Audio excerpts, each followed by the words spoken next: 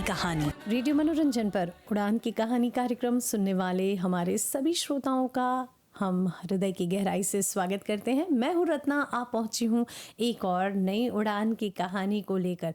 आज जहाँ पर समाज में हम स्वास्थ्य वर्धक बातें करते हैं, स्वस्थ रहने के लिए कई सारे ऐसे टिप्स या हम कह सकते हैं कि कई सारे ऐसे तरीके अपना रहे हैं, वहाँ पर कुछ महिलाएं ऐसी भी हैं जिन्होंने स्वास्थ्य को बहुत ज़्यादा प्राथमिकता दी और खुद करने के बाद उन्होंने ये प्रण लिया कि किस प्रकार से वे समाज को भी स्वास्थ्य की ओर ले जाएंगे, किस तरह से लोगों को प्रेरित करेंगे कि जीवन को स्वस्थ रखा जाए और स्वस्थ होने का हक सभी को है।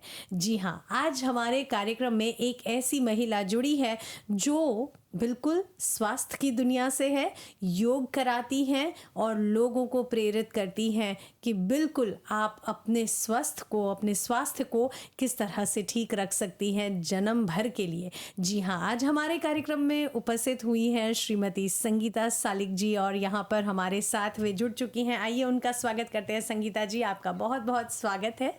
नमस्ते विद्या रत्ना जी। हाँ जी, आज के इस कार्यक्रम में हैजा पर तू उपस्थित होल हवा, हमनी के एगो बहुत अच्छा लगेला, बहुत अच्छा सौभाग्य है कि हमनी के कार्यक्रम में एगो ऐसन महिला जुड़ गल हवन जे हमनी के संगे बतियाई कि कैसे उ योग की ओर प्रेरित होल, कैसे उ शुरुआत करलन। पहला तो संगीता जी हम जाने खोजत हैं कि तू कितना बरिस से योग सिखावत हवा।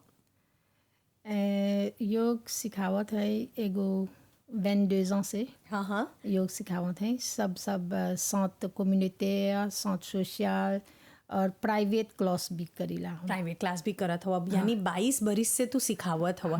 तो कैसे तोरा संगीता जी मन में आल कि एगो योग के टीचर बने के?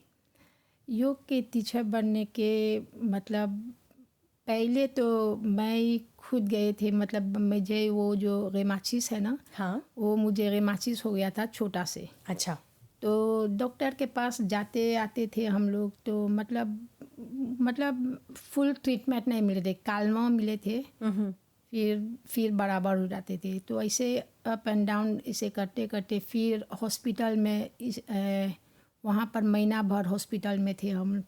तो अच्छा, मतलब ट्रीटमेंट करा रहे थे? ट्रीटमेंट कराते हॉस्पिटल में एडमिट हुआ था डॉक्टर ने मुझे। हाँ, तो फिर वैसी की वैसी ही हो गया। तो फिर बाद में ऐसे सुनाई दे रहा कि किधर योगा भी ऐसे ऐसे हो रहा है। तो अपने गुरुजी था वहाँ पर लालमाची में, गुरुजी शीतल प्रसाद पवाग, तो वो लेन से अनले रलन है दुखते लोग के योगा सिखाए के और एक्यूपंक्चर कराए के। तो हमके हुआ परी बोलर आए के हुआ परी थोड़ा वो लोग के एदे करे के, तनी जेगवी उबुई करे के। तो गई नहीं तो वहाँ देखा था वो लोग जैसे ट्रीटमेंट ले होता आदमी सब ग्रेजुएट करा था हौले हवा में। आदमी फजीर से शान ले मजा आदमी रहते रहे वहाँ पर ही। फिर थोड़ा योगा भी सिखावत लन जा। तो वो लोग संगे जब हम ऐसे ऐसे सब देखनी तो कुमाजा हम ऐसे से गई नहीं, तब गुरुजी वो लोग के बोलक कि हम एगो पासों है रेमाचिस के। तो वो लोग हमके बोलन से करे के एक्यूपंक्चर। तो हम हौजेग भी देखत नहीं सुई, तो हमके बहुत डर लगा था। तो हम ली नहीं, हम नहीं पी, तो हम योगा वे से शुरू करब हम। तब वहाँ पर थोड़ा बहुत करनी सा लालमाची में योगा। तब फिर लाने दे में और गुरुजीवन फिर से जब आए तब बोलन से चले के वहाँ पर लेन में वहाँ पर योगा आई करे के और तोर जौन बीमारी बा वो ठीक हो जाए। तो हम कोशिश करके गई नहीं वहाँ पर ही लेन गई नहीं, गुजरात में अहमदाबाद में गई नहीं वहाँ पर ही। जब हुआ गई नहीं तब जब हम देखा थे कैसे लोग औसे अब बतिया थे सब वहाँ पर ही कैसे महिला लोग से, तो वो लोग बोला था कि वो लोगों को ऐसे नहीं रेमाचिस रहल, हमार जौन उंगली रहल ऐसे हाथ के सब ऐसे टेढ़ा हो गल रहल उंगली। तो फिर जब वहाँ देखा थे वो लोग से जब बतियात हैं तो हम अपने में सोचनी जब वो लोग अच्छा हो गया तो हम मुझे एगो लिस्पो चलाल, एगो होप चलाल कि तू तोरा एगो आशा चलाल कि तू भी निमन हो जाए। हाँ, अच्छा हो जा। तब वहाँ पर हमने ज्वाइन करनी चाहता, जब देखलन सा योगा में जात हैं क्लास में नहीं सकते हैं बैठे गोड़ नीचे करके, गोड़ जैसे नीचे हाँ, करके बैठे। हाँ। तब वो लोग, तब हुआ के गुरुजी जोन बा बोलक मुझे पहला शुरुआत करे के हमके सोना बॉफ से, बस कि हमर सब जोन बोन्स बा स्टिफ हो गल बा, मुझे ऐसे जकड़ गल हवन। हाँ बोले स्टिफ हो गल बा, चला सोना बॉफ से शुरू करे के। हाँ, तो हम तो जानते नहीं है सोना बॉफ कौन सी है, हाँ, कौन सी है वो में।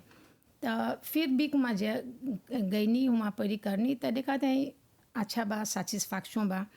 तब फिर बोलन सा अब स्टिफनेस कम बा, तो थोड़ा धीरे धीरे मतलब योगा करे के चाहेला।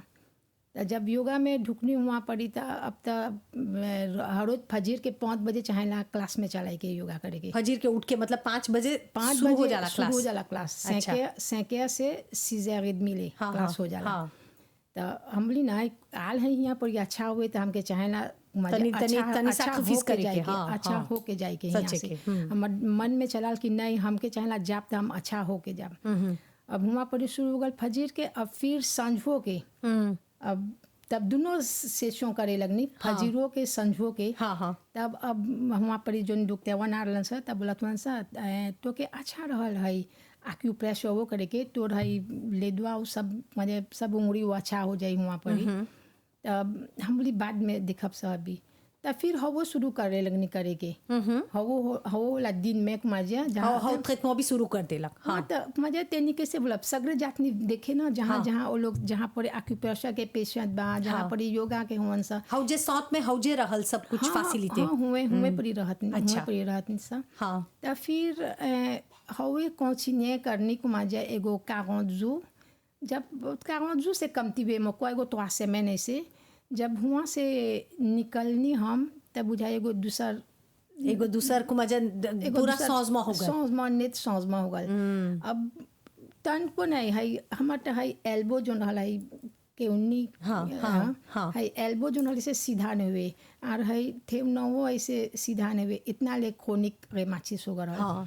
तब फिर देखनी अच्छा हो गई नहीं, जब घरे आई नहीं तब सब कोई खुश हो गल, इतना अच्छा हो गई नहीं, इतना को मजा उतना पुसौताज निमन हो गल ठीक से एकदम से, उतना नेत अच्छा हो गल। तब अब हम आई नहीं, तब वहाँ पर फुल को मजा हमके योगा के लेता नहीं मिलल करे के। हाँ।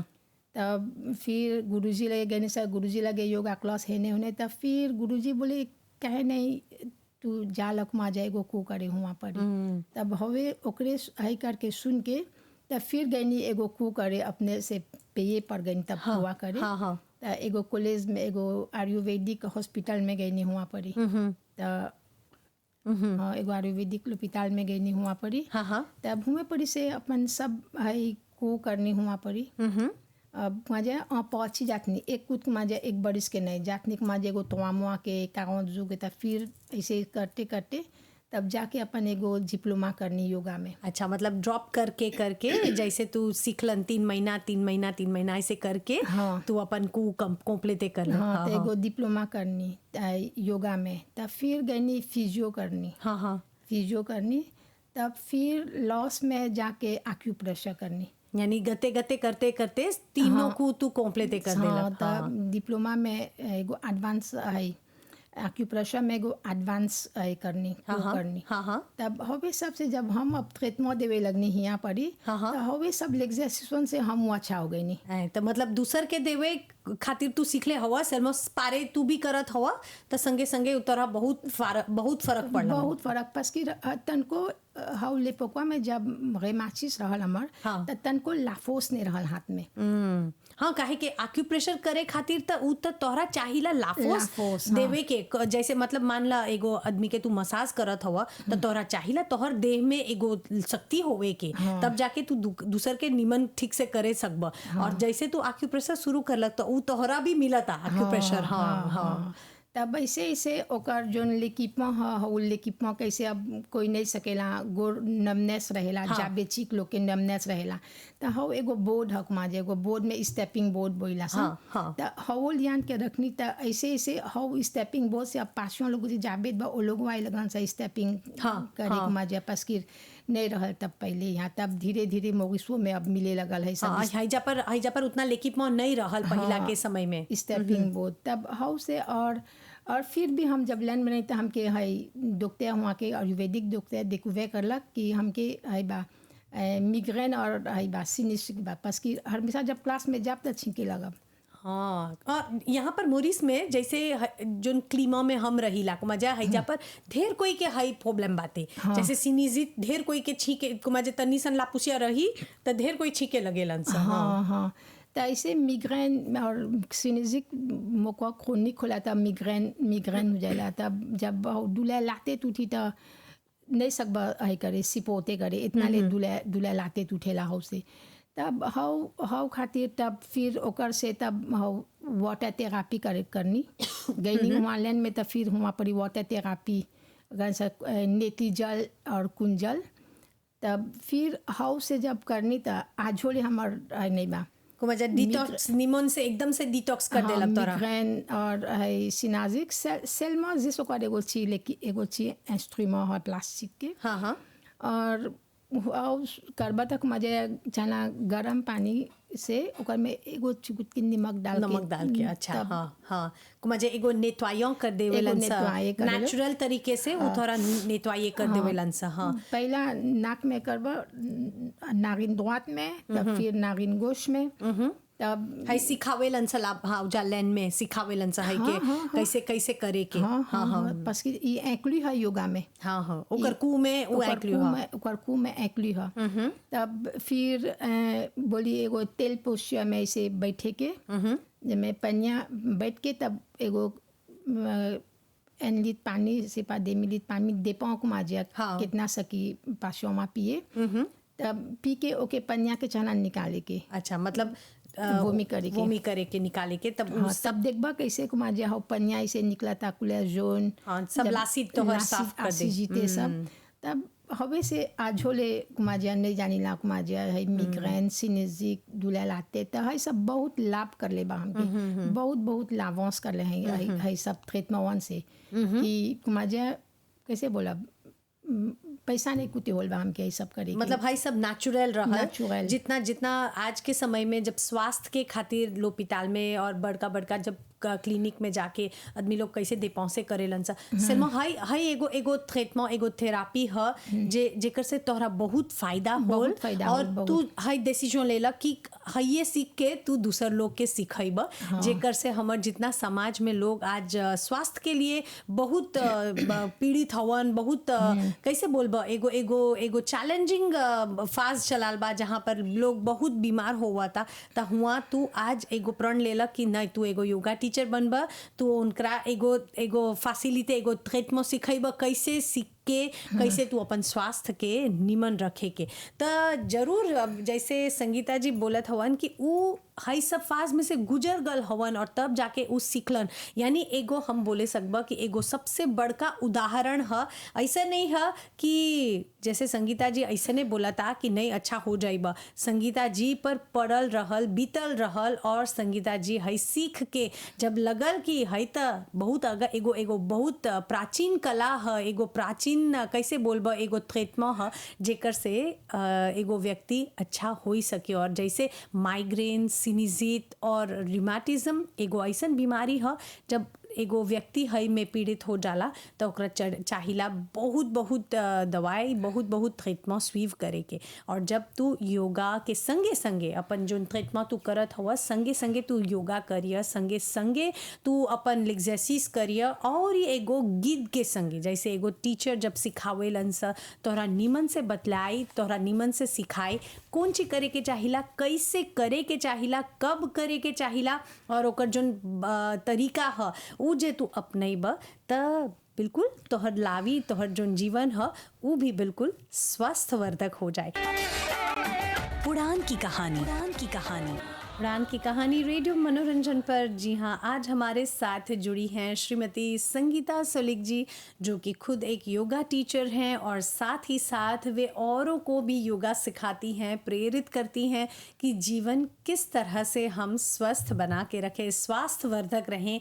और इसी के साथ जी हाँ महिला हैं तो बेशक उन्होंने भी कई सारी ऐसी चुनौतियों का सामना किया। यहाँ तक पहुँचना आसान नहीं था। आज भले ही वे एक स्तर पर पहुँची हैं, पर स्तर पर पहुँचने के लिए पीछे अगर मुड़कर देखें तो उन्होंने भी बहुत सारे ऐसे चुनौतियों का सामना किया, चैलेंजेस को फेस किया। आइए जानते हैं संगीता जी से। संगीता जी, जब तू भारत गल रहला त पहिला हला त चलत रीतमा करे जब तू गईला और ओकर बाद तू गईला एगो डिप्लोम के कू लेवे खातिर, त हई पीरियड में, हई समय में कौन कौन चुनौती के तू फास करलन? कौन मुश्किल, कौन प्रॉब्लम तोहरा पड़ल फास करे के? ज़्यादा मुश्किल ढेर नहीं रहल, लेकिन तो भी रहल। हाँ। जब हुआ गईनी त कुमाजिया सब फामी छोड़ के गल हई। तो पहला हो की खातिर बहुत त्रिस मेरा नहीं हुआ पड़ी कुमाजिया। अकेला हवा, अकेला है, कोई के नहीं जानत हवा औजा पर। कोई के नहीं जानत है मैं कुमाजिया, और बतियाई में हमके प्रॉब्लम हुआ था कुमाजिया हुआ पड़ी। तब ऐसे तो थोड़ा कले तनी आई हुई नहीं आबी हुई नहीं, लेकिन और जो प्रॉब्लम होल हमके हुआ के खाई में हौ जाके मसाला वाला खाई के और सब कोई। हाँ, हौ सबसे नहीं सकत नहीं कुमाजिया खाई हो सबसे। हाँ। और कुछ कुमाजिया कैसे बोला हमके हुआ के स्वाद नहीं अच्छा लगा था कुमाजिया, हुआ के स्वाद नहीं अच्छा लगा था खाई के पिए के। मुझे हर सब में थोड़ा प्रॉब्लम फेस करनी, प्रॉब्लम करनी। और दूर लड़का लोग के छोड़ के मतलब। और उस समय में तो हम तो सोचा था पोताप नहीं रहल, व्हाट्सएप नहीं रहल, वीडियो कॉल नहीं रहल, कुछ नहीं रहल। हाँ, तो ये सबसे बहुत मजा निराश हो गई। और ऐसे में तू एगो दर्द में हवा और संगे संगे परिवार से दूर हवा, खाई के नहीं अच्छा लगता, अकेला हवा, भाषा नहीं आवता। और हई में जब टेलीफोन पर बतियाइबा तो फासिल नहीं है लइकन संगे, और थोड़ा सन बतियाइबा त ले फिनी हो जाता वहाँ पर। तो हई सबसे एक मजा बहुत है, दूगो चीज बहुत डिफिसिल रहल हमारे लिए। और बाकी सब अच्छा रहल। सब अच्छा। हमर हुआ के जो हमर प्रोफेसर लोग में रहल बिया कुमाजिया जांची रहलन सा खूबे रहलन सा, और नहीं भी समझब त फिर अंग्रेजी में सिखा बोलियन सा, फिर कुमाजिया दोबारा सिखाई ले तो हर संगे। हाँ, प्रोफेसर लोग कुमाजिया बिया है रहलन सा हेल्पफुल, बिया हेल्पफुल रहलन सा प्रोफेसर लोग। तो आज लोग के कारण आज यहाँ पर इतना बिल्कुल इतना है यहाँ पर। हाँ, और जैसे अब मान ला हौजा से तू जब अपन को सब फिनी कर देलक, तोरा सर्टिफिकेट मिल गल कि तू अब सिखावे सकब, जब तू मोरिस चलैलक तो हैजा पर तोरा कौन कौन चैलेंजेस के मुश्किल के फास करे के पड़ल? यहाँ पर एक मजा शुरुआत में थोड़ा मतलब हाई होल मजा, अब मजा जेलेव देखे के योगा करे के थोड़ा हाई सब में मजा, पास कि सब कोई मजा योगा सुतलन से उस समय में उतना योगा के नहीं रहल। और योगा सब कोई सोचे कि मजा योगा खाली l'exercice है, l'exercice vigoureux है कुमाजिया। कोई नहीं सोचता कि इतना लॉन्ग l'exercice है। तो कोई पूछी तो बोलबा तो बोली अब वो तो हमनी बुढ़िया हो गए, ऐसा नहीं सकब करे सब। तो एक्सप्लिके करा बोलो कि तो बड़ावे आदमी के अच्छा है, बस कि बड़ा आदमी नहीं सकी धाओगे तो लोग सकबा जा धाओगे, लोग के बोला हमनी धाओगाइला से नहीं हुआ पड़ी हमने। कोई सोचे लंसा कि योग मतलब अपन कपार नीचे कर और टंगड़ी उठा के अपन सर पे खड़ा रहा। ढेर कोई ऐसा सोचे लंसा कि योगा बहुत डिफिसिल है, सब कोई नहीं करे सकेलन सा। हाँ, तो हवे हमरो से है केशुमा बोले रहलन सा, हमरो से है केशुमा पुतले रहलन सा। हमने नहीं ऐसे नहीं है, पहला शुरू कैला सा रेस्पिरेशन से। फासिल हमने पहला शुरू कैला सा बैठ के रेस्पिरेशन से। तो कोई बोले हम तो नीचे बैठ ही नहीं सकीला, तो हमने सेज बा हमने सेज पर बैठ के नहीं चला नीचे बैठे के क्या बोले नहीं हम तो जाइला पलहत्ती मार के चाहला नीचे हुए बैसे के। हमने नहीं आप सोलीमो नहीं है, हमने हाउ बैठीला से हमने जल में हमने के ठेवनी हमने के शेवी है सब फ्लेक्सिबल रही जल में सकब सकुत। तबे अभी देखबा कोई बोलना खाली ठेवनी के डुलिया काहे बगैर एक्सरसाइज के हवे से जीवा हो गल बा। वो लोग के एक्सप्लिके जब एक्सप्लिके करे लगनी वो लोग के कि नहीं तो वहाँ पर आप सा ना अइबा जाना खाली रेस्पिरेशन करब सा। और तेने सुन कब आवेला जब बोले जब गला दुखाता हाथ दुखाता तो है सबके ची मूवमेंट करब सा, ची मूवमेंट के घुमावब सा दुआत गोस कितना जेब दूसर के खाली गला बजाओ कि मसाज करे या मसाज कोई करे। कोई के देखे कि हाँ कैसे दबाइब, मतलब अपन से तू लेडे पौडा कैसे बनब है जरूरी है। त हवे बोलनी उ लोग से। तब अब 4 गो आल, 4 गो से अब 6 गो आल, 6 गो से अबरी को 10 गो, अबरी को पर प्लास बनाए के बड़ा करे के, इतना लिए अब सब कोई आई लगल। अब ऐसे आते आते अब दूर दूर के आदमी लोग सुन सुन के कि हुआ योगा हुएला, हुआ पर अब लगलन सा आवे। बहुत दूर दूर से आदमी चलावत हल हमर लगे एक्सरसाइज योगा करे खातिर। फजीर के मैम सेते करब हमर लगे लागोजा से चलावत सा योगा करे सेते इतना दूर से तो लोगों के कुछ प्रॉब्लम रहल प्रॉब्लम रहल लोग के। त सिरमा अभी बहुत मजा जहाँ देखेलन सब सिपा अभी कितना क्लास, अभी कहाँ तू क्लास करावेला? अभी क्लास मतलब तब बाद में जब मिनिस्टर ला सौते अनौंसे करलक वैकेंसीज त एप्लीकेशन करनी। हाँ ढुकनी मिनिस्टर ला सौते में तक मजा मिनिस्टर ला सौते में कितना जगह हैं, एगो 6-7 जगह हैं मिनिस्टर में। पॉम्पलेमूस के साथ में है, वहाँ पर ही 2 घंटा करीला। और वाले पितो में है, फिर रोशबुआ में है, फिर कॉलोनल मैंगो, प्लेजेंस रोजिल, कॉलेविये, यानी मोरिस के मतलब लगभग चारों बगल से जितना बड़का बड़का सौत हवन हौजा पर तू जाके सिखावेला। और ऐसे लंच टाइम में मिनिस्टर में है। अच्छा बात है मजा। जैसे आज तक देखब तक मजा स्वास्थ्य मंत्रालय भी हई के बहुत प्राथमिकता देवत हवन और बहुत कोई लोग के बोलत हवन कि हई करे के चाहिला, हई तो हल्ला सौते खातिर बहुत अच्छा। हाँ हाँ त अभी त सुबह क्लास में त कबो क्लास नहीं रहेला, कबो मजे उ बोली हम आ गया है इतना ले क्लास है नेवे त वहाँ पर बीते वैसे जाके बैठ जालन सा। मतलब जैसे सब कोई के क्लास मिली जेमे क्लास मिली बस कि जू को मजे जस्ती अब एक्यूमुले होत parce que ओकर l'importance जानत हवन सा ना। अब बयान से तब बोलियन सा अब 2 semaines de mis mais vraiment मुझे ना tel douleur ben fini aller कमती हो fini bien comprends ना। हमार diabète कंट्रोले हो जाता, हमार hypertension कंट्रोले हो जाता। त अब कितना हमनियों के खुशी हुएला और लोगों के जब करता त उ देखता वो अपन हाथ से। हाँ अब जब एगो के अच्छा होला त उ 4-5 गो के लेके आवी यहाँ पर ही तब पड़ता वो लोग के लिमिट करे के कुमाजा क्लास में कुमाजा उतना जगह नहीं है उतना क्लास में नहीं है। और जस्ती तू मैडम लोग के सिखावेला? हाँ हमने के साथ में लापली पर सगरे मैडम हुए बा। सगरे मैडम हुए बा। जब प्राइवेट क्लास करीला तब नहीं रहेला आदमी लोग आवेलन सा। हाँ आवेलन सा। हाँ और जैसे लइकन भी बा, लइकन लोग के क्लास करे। हाँ लइका लोग के भी क्लास बा। अच्छा लइका लोग के भी क्लास बा योगा के। यानी सब उम्र के चलावेला। सब तोहर क्लास में सबसे बड़ा कौन उम्र के है? 80 बनाने यानी 80 बरिस के भी मैंगो में बा। मैंगो में 80 के बा। हाँ तो मतलब उतना बरिस के लालमाची हयो में बा, पॉम्पलेमूसो में बा एगो दुगो 75-80। हाँ यानी 80 बरिस के व्यक्ति हवन। लोग के जब बोली लग मजे तो लोग ढेर नहीं ऐसे तब लोग घरे रखे क्या करब से आइला से तो यहाँ अच्छा रहीला सा अच्छा लगी। और जैसे सब हम जाने खो जाता है संगीता जी, जब तू सिखावत हवा तो सब कोई के मेम चिप के सिखाइबा, यानी जो बड़ा आदमी रहेला ओकर सिखावे के तनी जोन तरीका है उ अलग रहेला और जोन जवान रहेलन ओकर तरीका अलग, या सब कोई के पारे सिखावेला? नहीं पारे नहीं। ताजा 2 सेशन रहेला। तब प्रीमियर सेशन में बलाइला जन लोग के और दूसरे सेशन में बलाइला बुजुर्ग लोग के।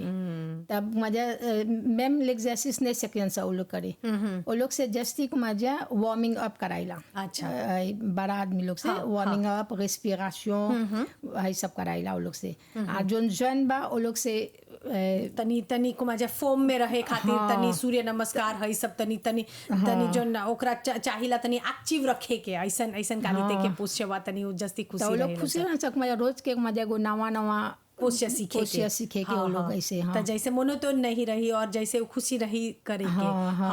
और लइकन के जब तू सिखाई बता लइकन के कौन कालिते के पोस्या सिखावे? लइकन के मतलब वो लोग तो कैसे बोला चंचल हवन। बितोवे रहेलन हाँ, सब लोग तनी चंचल में से हो ना जा। वो लोग से पहला जस्ती मेडिटेशन कराई के हाँ, हमके शांति जेमे वो लोग रखे के। तनी शांति रही हाँ, कुमार वो लोग तनी से कोथोले करी अपन अपन जो तो सच्चे इंद्रिय के ह। तब वो लोग जब मेडिटेशन करेलन सकुमा जाए तो आप एक्सरसाइज वो कराई लगमा फिनाल में करावा एक्सरसाइज हुआ तो खुशी होलन सा और बोलन सा कुमा जाए वो लोग कैसे वो लोग के जस्ती लाफोस मिला था हाँ, हाँ। जस्ती लाफोस काहे मिला कि था उनकर जो लाफोस रहेला वो दूसर कलिते उ जस्ती लाफोस में हवन त ओकर लाफोस के चाहिला तनी कोतोले करे के तनी शांत करे के उनकरा तब जाके को मजा उ जीवन में कुछो भी करे सकी अपन फोकस रही।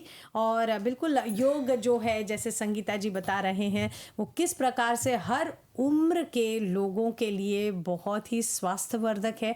और बेशक कहते हैं ना कि हमारा जो जीवन है हेल्थ इज़ वेल्थ, और इसी कारण जब हमारा स्वास्थ्य अच्छा है तभी ही हमें स्वस्थ रहना है। ऐसा नहीं कि हेल्थ बिगड़ी अब जाकर हम विकल्प ढूंढे, अब जाकर हम उसके उपाय ढूंढे। बिल्कुल आज की इस उम्र में भी संगीता जी योग करवाती हैं, दूसरों को योग के लिए प्रेरित करती हैं और उड़ान की कहानी आज उनकी कहानी है। अभी थोड़ी ही देर में हम जानेंगे कुछ और ऐसी बातें खासकर एक्यूप्रेशर को लेकर। और इतना ही नहीं, हम आपको ये भी बताते चले गर्भवती महिलाएं भी क्या योगा कर सकती हैं, ज़रूर जानेंगे संगीता जी से। उड़ान की कहानी, उड़ान की कहानी। आज हम बात कर रहे हैं स्वास्थ्यवर्धक योग, जो आज समाज में बहुत सारे लोग इसको प्राथमिकता दे रहे हैं। कई सारे डॉक्टर्स भी हैं जो आज के समय में दवाइयों की ट्रीटमेंट के साथ साथ योग को प्राथमिकता दे रहे हैं, क्योंकि योग एक ऐसी प्राचीन पद्धति है जो कई वर्षों से चली आ रही है। और ये पद्धति बिल्कुल हमारे शास्त्रों के साथ जुड़ी हुई है, हमारे रूट्स के साथ जुड़ी हुई है। और ये पद्धति के साथ आप अपने जीवन को अंत तक बिल्कुल स्वस्थ बनाए रख सकते हैं। और आज संगीता सुलिक जी इसी शिक्षा को ग्रहण करके लोगों तक यही चीज़ पहुंचा रही हैं और एक बहुत ही बड़ा कार्य कर रही हैं। तो चलिए जानते हैं संगीता जी से। संगीता जी, जब तू एक्यूप्रेशर सीख ले रहा तो एक्यूप्रेशर सीखे के पीछे कौन कारण रहल? जैसे तू बोलन कि तोहरा भी रहल रूमेटिज्म के प्रॉब्लम, और जब तू एक्यूप्रेशर करलन त एक्यूप्रेशर भी आज तू हई ट्रीटमेंट के तू हैजा पर भी सिखावेला या कैसे करेलन सा हमने के बताओ। एक्यूप्रेशर सिखाइला और फिर भी ओकर ट्रीटमेंट भी देला। अच्छा, ओकर ट्रीटमेंट देला एक्यूप्रेशर के। हाँ, बस कि मुझे कैसे बोला जितना एक्यूप्रेशर में ओकर मिलेला लाभ मिलेला उतना मसाज में नहीं मिलेला। अच्छा, हाँ, कैसे अब एगो पैरालिजे रही था कितना दिन ओके मसाज करबा, उतना देजा सब नमनेस हो जाला, लगे हो जाला, तो उतना और फोते करबा तो और हथवा कापाब हो जाए। तो ओकर पॉइंट से ओकर मजे ओकर पॉइंट बतलाइला सब पॉइंट से काम करेला सा तो उ जस्ती हाली ओकर मजे सेकिलाशन जिसा होई लगला, नमनेसवा नजर चल जाला हाली से। तो एक्यूप्रेशर से ज़्यादा लाभ होएला कि ऐसे मसाज से। और तू जैसे बोला था हुआ तो एक्यूप्रेशर से अब ले को मजा जैसे कौन कौन पाशों के तू ठीक कर ले हुआ, कैसे कैसे मलाद के तू ठीक कर ले हुआ? पहला तो पैरालिसिस और जैसे कोई के वॉइस डैमेज हो जाला, कैसे बतियालन से नहीं, हाँ पैरालिसिस हो जालन से तो बतियाई के बंद कर देवेला तो एक्यूप्रेशर से ठीक हो जाला। एक्यूप्रेशर से ठीक हो जाला। ओकर पॉइंट ह दे के, हाँ ओकर पॉइंट ह दे के आकुते में ओकर लामासो में ओकर पॉइंट ह दे के और फिर ओकर हाँ जबान उसका जो जीभ ह, हाँ ओकर जो जीभ ह ओकर जीभ के चाहेला बजाई के, जीभ के बजाई के, हाँ बजाई के चाहेला। अच्छा, तो ओकर से ठीक हो जाला। हाँ ओकर से एगो कुछ मूवमेंट करके तब ओकर चाहेला बजाई के, हाँ तब ओकर से वो लोग बतियाई लगेलन सा। अरे वाह, हई तो नहीं कबो सुन ले रही कि जीभ बजाई के। तो जैसे तू बोला था कि ढेर कोई बा कैसे लड़का लोग छोटा में तारडे करेलन सा तनी बतियाई के, तब परेला लोग के करे के हैला से मां तनी सुफे होएलन सा, पर अच्छा हो जाला। हाँ अच्छा हो जाला, बतियाइलन सा। और कितना दिन के ट्रीटमेंट रहेला है? नहीं तो है एक्यूप्रेशरवा के मजे सकेला एगो 6-7 सेशन में जीवा एक कुछ बजाइला सा। अच्छा, एक कुछ बजाइला सा जीवा तो लोग के हो जाला, रेफेयर हो जालन सब बतियाई के। और ढेर कोई जेकरा मिग्रेन सिनिसिट जैसन प्रॉब्लम रहेला उ भी एक्यूप्रेशर से ठीक होला?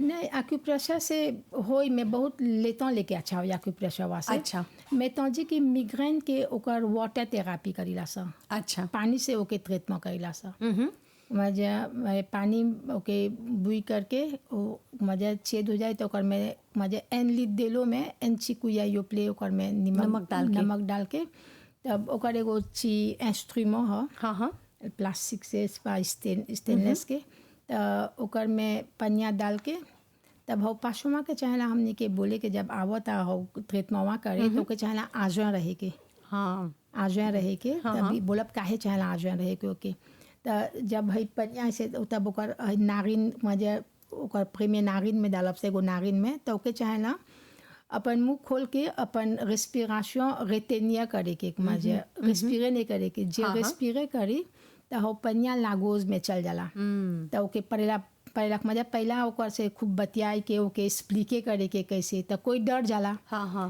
तो परेला हमके करके बतलाए के कि डेराई के न चाहेला हम ही बतला देला एगो कैसे करे चिक करके तो ओके बोलब सब मुंह खोले के रेस्पिरेशन रेटेनिया करे के अब हवो बोलीला लोग पाशवन के कि नहीं सक बस फंसी ढेर कोई है कि रेस्पिरेशन नहीं सकलन से रेटेनिया करे कैसे कोई के आस्माचिक है हाँ हाँ वो रेस्पिरेशन नहीं सकला होता और मुँहे पर रेस्पिरे करेला तो लोग के बोलीला कि जैसे देखा तो जाकि नहीं सकता रेस्पिरेशन करे तो हाथ उठाइए हाथ उठाई के तो ओके आगे ते कर देब सा तब ओके बोलब सा अपन रेस्पिरेशन इनहेल एक्सहेल कर तब फिर से कंटिन्यू करब सा सिल्मा एगो नागिनवा में चाहेला हो एक है लौटोनवा कलितवा और डाले के अच्छा तब हाउ हो जाए तब फिर ओकर दूसरा नागिन में कबो एगो में नहीं दोनों में छाना करे के अच्छा मतलब वाइस वर्स करे के अल्टरनेट करे के अल्टरनेट छाना करे के तब हवो में कर देबा तब जब कर लियन सा तब वो लोग के बोलबा एक गोड़ पर खड़ा होके मजा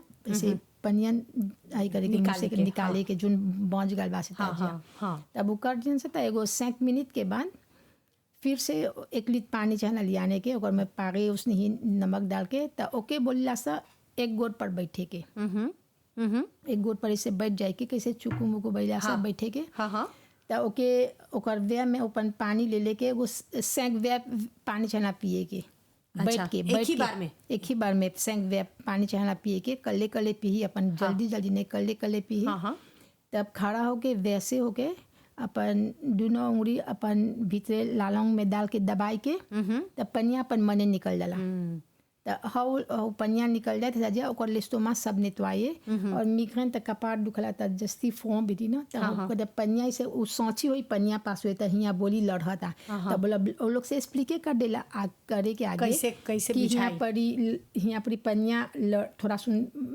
बर्निंग होई तो मजा डराई के नहीं है और एगो तेनी कान में तेनी उवे फे में होई जा हाउ सगरे मजा एगो ईएनटी क्लींसिंग है ना तो एगो डिटॉक्सिफिकेशन करत हवा क्लेंजिंग करत हवा हाँ तो जब उसको एक्सप्लिके कर दिला तो लोग के डर चल जाला तो करेलन सा तो देखबा 2 सेशन 3 सेशन करलन सा तो अच्छा हो गल और उ ट्रीटमेंट कर बता हर रोज के लिए चाहना करे के चाहना अल्टरनेट डेज में करे के कुमार अच्छा मतलब मान ला सप्ताह में 3 दिन करे 3 दिन करी तो 3 दिन में वो मिग्रेन फिनी हो गल मतलब ओकरा अच्छा बुझाई और जैसे गते गते करते करते ओकरा बहुत अच्छा लगी कि कैसे ओकरा जोन ताका जोन मलाद रहल ढेर दिन से उ सुफे होवत रहल तो हई एगो नेचुरल थेरेपी नेचुरल ट्रीटमेंट से उ कैसे कमती हो गल हमरे तो मलाजी वा रहल मिग्रेन ऐसी पोताब रहल और जब दूल्हा लाते तुती तो चाहिए एगो लासामनुआ में ऐसे कभी सुते के ऐसे इतना एक मजे लाली में नहीं सकबा देखे आँख सब दुखाई लहरे लगी आँख सब दुखाई नहीं सकबा देखे मैं जिस है वाटर थेरापी वा से मिग्रेन भुला गई कौन सी मिग्रेन है मतलब पूरी तरह से सफा होगा क्लीन होगा नहीं जानला कौन सी मिग्रेन तो जैसे एक तरह से देखबा था तनी तू कुगास कर देलक तो उ तोहरा मजा उ जो मलाद रहल जे तोरा बहुत फाची करत रहल बहुत परेशान करत रहल वो एकदम से चल गल एकदम से मिट गल और जैसे अभी तू बोलत हुआ जैसे अभी थोड़ा घड़ी पहला हम बतियात रही जैसे जोन मैडम जोन महिला लोग गर्भवती हवन उ योगा करे सकी हाँ ओकर योगा स्पेसिफिक है अच्छा पागे नॉर्मल योगा नहीं ओकर योगा स्पेसिफिक है के चाहला बतलाए के कैसे करे के हो योगावा मजा विगोरे ने चाहिए रहे के बियान लौटमा चाहिए रहे के और au début commencement ओकर अच्छी respiration कौन सा respiration चाहिए करे के अब कैसे कपालभाति तने चाहिए करे नहीं के सिखावे। अनुलोम विलोम है सब respiration में nécessaire करे के चाहेला और लाइट एक्सरसाइज वार्मिंग अप ऐसे ढेर खड़ा हो के नहीं मैं और कौन एक्सरसाइज है फिर ऐसे पीटी पर सो के सकी ट्रायंगल करे को मजा ऐसे राइट लेग टू द लेफ्ट टू द राइट ऐसे सब ऐसे पेट के तनी ले एक्सरसाइज करी। हाँ और हाई में भी एगो इंस्ट्रक्टर के होई के बहुत जरूरी है। नहीं विदाउट इंस्ट्रक्टर नहीं। हाँ मतलब अपन आप से नहीं करे के एगो टीचर एगो इंस्ट्रक्टर होए के चाहिला एगो इंस्ट्रक्टर bien qualifié। हाँ parce que हाई एगो कैसे बोलबो एगो condition bien sensible जैसे बोलबो एगो ऐसन एगो समस्या है जहाँ पर तोरा चाहिला एगो इंस्ट्रक्टर के चाहेला रहे के जब वो करी त कोनो प्रॉब्लम होई त उ जाने कौन जी होल बा चाहेला ओब्लिजे एगो इंस्ट्रक्टर bien qualifié। हाँ और संगीता जी ढेर कोई आज तक मान ला यूट्यूब पे तू खोलबा योगा के त ढेर कोई आज क्लास करता ढेर कोई ऑनलाइन सेशंस देवता ढेर कोई बहुत एफॉर्मेशन हमनी के सेकिले होवेला इंटरनेट पे त तू एगो योगा टीचर हवा त योगा टीचर के माध्यम से तू कैसे बोलबा कि एगो व्यक्ति के चाहिला एगो क्लास में अटेंड करके योगा सीखेगी। हाँ तो nécessaire यूट्यूब पर कैसे कॉम्पा हो आले एगो प्रीमियर जाते लॉन्गाज हाँ और इतना लेता एगो प्रोफेसर हो पर नहीं एक्सप्लिके करी जितना फास एक्सप्लिके करी। हाँ तू लेता जब एगो प्रोफेसर क्लास करता तो ओके चाहेला ओके एक्सरसाइजवा के बेनिफिट दे के और तू लेता चाहेला क्लास में बोले के कि सपोजे एक जना के आई बा hypertension बा तो तू नहीं बोलबा कि तोरा hypertension बा तू नहीं कर मैं क्लास में सब कोई के नहीं जनाएंगे। हाँ तो ऐसे चाहेला बोले के celui qui souffre si pas hypertension li pas conseillé celui qui na malade लेके li pas conseillé। हाँ मतलब जोन के हाई मलाद बा तू बोल देबा जेनेरल जेकरा बा उ समझ जाए कि नहीं करे के हाई न तब वो लोग मजे कैसे वो लोग के जेने लगी कि प्रोफेसर वा हमरे चुन के बोल लग parce que हाँ जितना élève लोग rentré होला पहला जब एगो प्रोफेसर क्लास करेला जितना और नोवेल लोग आयन सा चाहेला पहला ओकर से एगो हिस्ट्री करे के ओकर हिस्ट्री करे के और लिखे के कुमाजिया फॉर्म मिलेला हमनी के कुमार जब आवेलन से था फॉर्म में डाले के कि कौन मालाद बा सिपा सर्जरी कराइले बा कब कराइले बा मजे कितना दिन हो गल बा है सब इंफॉर्मेशन। हाँ है सब और मजा जोन मलाजी बा सब लिख लेला तो ऐसे जब क्लासवा करबा तो ग्लोबल मजा बोलबा तो कोई नहीं जानी तू जान जाइबा कि तोहर क्लास में कौन कौन मलाद के स्टूडेंट हवन सा त जब तू सिखावत हवा तो तू एक कुछ बोल देबा जेनेरल में कि हय मलाद जेकरा बा नहीं करे के चाहिला हय ओकर खातिर नहीं ह त जेकरा बा उ समझ जाए कि ओकरा अच्छा नहीं ह ऐसे नहीं सकबा अब मजा पीट मत करके बोले कि तू नहीं करिया काहे के तोरा हय मलाजी बाबा नहीं ऐसे नहीं चला बोले के न त जेलेव लोग देखुराजे हो जाए क्लास में नहीं आंसर। और कबो ऐसन होल बा संगीता जी मान ला आज पहला दिन कोनो तोहर क्लास में आल हवन और पहला दिन के बाद देखो गाजे हो गल कि हमनी के तो पिठी में दुखाई के शुरू हो गल छिपा हमर गोड़ तो दुखाता कि हमर कपार तो दुखाता तो हम काल से नहीं जाब तो ऐसन जेले भी आल हवन तोहर क्लास में तो हम क्लासवा शुरू करे के आगे वो लोग से बोल देला हम बोल देला जे कुमार जे तू लेता जे प्रीमियर फॉर योगा करत हवन करेलन सा तो वो लोग के सब मिक्स आता से ह हमने के लावियान से तो वो लोग के बोल देला हम कुमाजिया कि तो लोग के लौंडे में दुलिया हुई है मतलब जान जाए बोल देला हम आगे क्लास में एक्सप्लिक जैसे एगो जेलेव नावा आवेला तो हम एगो 5 मिनट लेला खाली एक्सप्लिके करेंगे तो मैं एक्सप्लिके करब तो सबके सामने एक्सप्लिके करीला सबके सामने global qui bola c'est l'exercice là il pas ça quand vous faire l'exercice pour la première fois ta bolan ça oui pour la première fois ta bola be si demain je prends la case le matin je pour gagner ban douleur mais pas besoin gagner 30 ans je besoin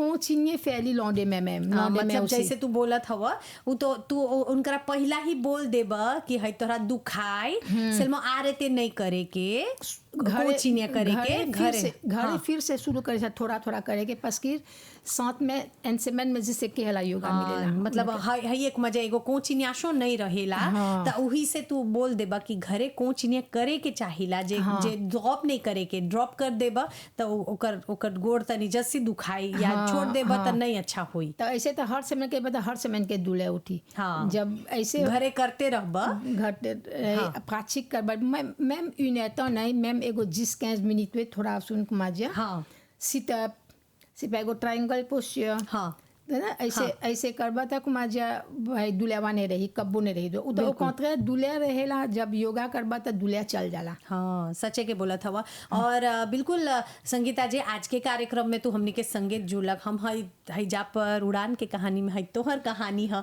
तो हम हई भी पूछे के खुशी रहब कि जैसे तू एगो महिला हव और हई काम के तू शुरू कर ले हव समाज में एगो काम कुमाजा एगो कैसे कैसे बोलबा एगो सब कोई के स्वास्थ्य कैसे रखब एक जिम्मेदारी तू उठैले हव त हमर देने से ये सवाल पूछब जा तू एगो महिला हव त महिला सशक्तिकरण काहे जरूरी है वुमेन एम्पावरमेंट काहे जरूरी है चाहे ला हईलान रहे के हमने के समाज में बस कि देखा ढेर कोई नहीं निकलेला ढेर वही लोग नहीं निकलेला तो वो लोग जनबे नहीं करलन सा कौन चीज है तो इसीलिए है सब कर ले ऐसा कुमाजिया ला सोसाइटी महिला लोग के कि वो लोग अयन सा तो एगो से दूगो से 4 गो 10 गो के जब वो लोग के ज्वाइन होयन सा तो लोग के जिस लेस्प्री मिली वो लोग के कोनेसेंस ऑगमेंट हुई और जिस घर में एगो सोशलिजे करब हवे तो और अच्छा तरीके से यानी स्वास्थ्य हो के तू सोशलिजे करब हवे तो अभी हम एक 2 बरिस होल है हम चेयरपर्सन नेशनल वुमेन काउंसिल रनी। अरे वाह। हाँ 4 साल करनी चेयरपर्सन तो मैडम लोग के ढेर कौशल देनी और बहुते वो लोग के आगे बढ़ानी कौन चीज कोई जोन कुछ नहीं है जानत ना तू होने ले सुध बगल गई नहीं था वो लोग के बोली तो लोग के साथ में चना आई करे के हुआ पर प्रोफेसर कोशे बा कुछ बा बोधरी बा है सब चाहे मजा उनकरा एगो अपलिफ्ट करैलक तू हवे त है सब करबा से तो कोई बोलेला कुमाजिया no miséria, no pena casa, tam dizo poare la bazo pour développer. हाई कुमा जब मिल ब जन ब दिलोग के भेटाई ब तब जाके कुछ बात बनी। बहुत लोग के है लेसिद में बहुत लोग के है सब जाफेवन में दलनी लोग के और प्रोफेसर भी विदा करनी हुआ पड़ी उन्हें प्रोफेसर नहीं रहल उतना नहीं रहल हाँ सब विदा करनी वो लोग के हुआ पड़ी वो लोग के encourager कराई के तो वो लोग सब ने सब कोई हैप्पी रही। महिला लोग खातिर है बहुत जरूरी है। और संगीता जी हिजा पर आज के कार्यक्रम के समाप्ति ले चला ही नहीं सा तो अंत में तू कौन मैसेज देबा और केकरा तू मेरसी बोलबा काहे के हई सफर में जितना लोग तोहर संगे जुड़ल रहल तोहर परिवार तोहर लइकवन तोहर जितना कोई संगे तोहरा साथ देलन हईजा पर आवे के उनकरा तू कौन चीज बोलबा? बोले आवत है और फिर से बोला था कि जब वो लोग ने रत्न से तो हम नहीं सकती करे सबके लाफोस से सबके बुलल से आज जाके इतना पर हुई नहीं और हम तो तौर से भुला गए बोले कि हम लेन जाने के जाए के मनते नहीं रहनी बिल्कुल बनी लड़का लोग के छोड़ के नहीं जब हम लड़का लोग छोटा छोटा रहा मैं लाफोस घर वाला से गई नहीं आज हिया ले चले और इतना बड़ा सैक्रिफिस करके तू हिया यानी जीवन में जब ले सैक्रिफिस नहीं करब तब ले आगे नहीं बढ़े सकब और मेहनत करके जितना तू सैक्रिफिस करत हव अपन परिवार खातिर अपन लइकवा खातिर उ पेये होला एगो दिन जब तू मेहनत करके आगे बढ़ेला। तो आज की कहानी रहल संगीता सोली के कहानी और संगीता जी बहुत बहुत धन्यवाद बोलब जाता रहा और जितना कोई हमने के संगे रहल सबके भी बहुत बहुत धन्यवाद। और बेशक अगले सप्ताह फिर हम मिलेंगे एक और नई उड़ान की कहानी के साथ। तब तक के लिए रत्ना को दीजिए अनुमति। नमस्कार, शुभ दिन आप सभी को।